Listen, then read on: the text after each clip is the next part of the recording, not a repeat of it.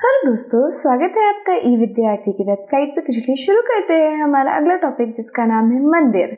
तो मंदिर के बारे में जानते हैं। हमने देखा है कि हमारे इतिहास के अंदर इतने सुंदर सुंदर मंदिर बने हुए हैं, जैसा कि आप इस चित्र में भी देख सकते हो। तो आगे बढ़ते हैं और समझते हैं इन मंदिरों को। मंदिरों में विष्णु, शिव तथा दुर्गा जैसी देवी देवताओं की पूजा पाठ होती है। हम सभी को पता है कि अलग अलग मंदिरों में अलग अलग भगवान का पूजा होता है। अगर कोई मंदिर विष्णु के लिए बना है तो विष्णु की पूजा होगी, शिव के लिए बना है तो शिव की, और अगर दुर्गा के लिए बना है तो दुर्गा की पूजा होगी। मंदिरों का महत्वपूर्ण भाग गर्भगृह होता है। गर्भगृह क्या होता है? महत्वपूर्ण भाग होता है किसी भी मंदिर का। और ये कहाँ होता है? ठीक वहां होता है जहां पे मुख्य देवी या देवता की मूर्ति रखी जाती है, क्योंकि यहीं पे क्या होता है, सारे अनुष्ठान, पूजा पाठ हो रहा होता है। और इसी वजह से गर्भगृह सबसे महत्वपूर्ण हिस्सा होता है मंदिर का।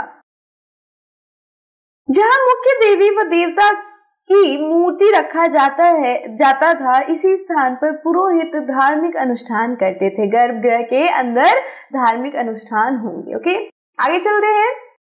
शिखर, गर्भगृह के ऊपर काफी ऊंचाई तक गया यह निर्माण। तो आपने देखा होगा इस कदर कुछ एक ऊंचा सा निर्माण होता है, एक ऊंची सी बनावट होती है, जिसको हम शिखर के नाम से जानते हैं। कई बार अगर आप देखोगे तो ये तो बहुत पुरानी हमारे पास पिक्चर है। कुछ इस तरीके का मंदिर होता है, और जब बच्चे बनाते हैं तो ऐसे करके बनाते हैं ना, और यहाँ पे क्या करते हैं, त्रिशूल बना देते हैं। तो इसको हम शिखर के नाम से जानते हैं। ये वाला जो हिस्सा है हमारा शिखर कहलाएगा।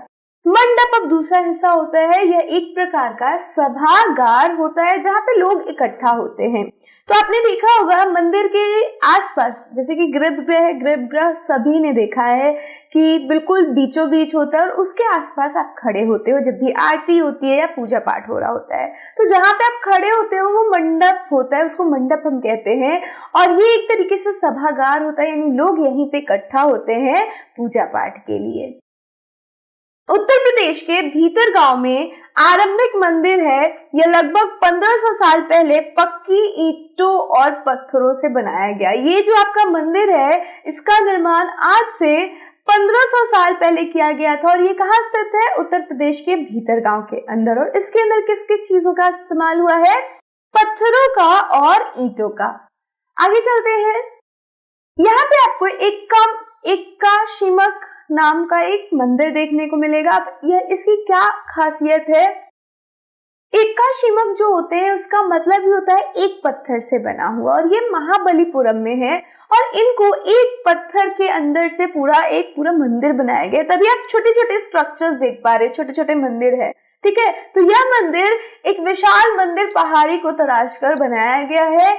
इसीलिए इन्हें एक्काशम कहा जाता है। तो यहाँ पे आप देखोगे कि ये ना छोटे छोटे मंदिर होते, ठीक है। बड़े बड़े पहाड़ों को बड़ी संजीदगी से तराशते हुए इनको बनाया जाता है। और इसकी जो खासियत है वो ये होती है कि जो अमूमन हम मंदिर देखते जो ईंटों और पत्थरों से बनाए जाते हैं, वो पहले क्या होता है, उसका पहले बेस तैयार होता है, यानी जमीन से जुड़ी हुई चीजें तैयार होती है, और फिर जाके उसका शिखर बनेगा।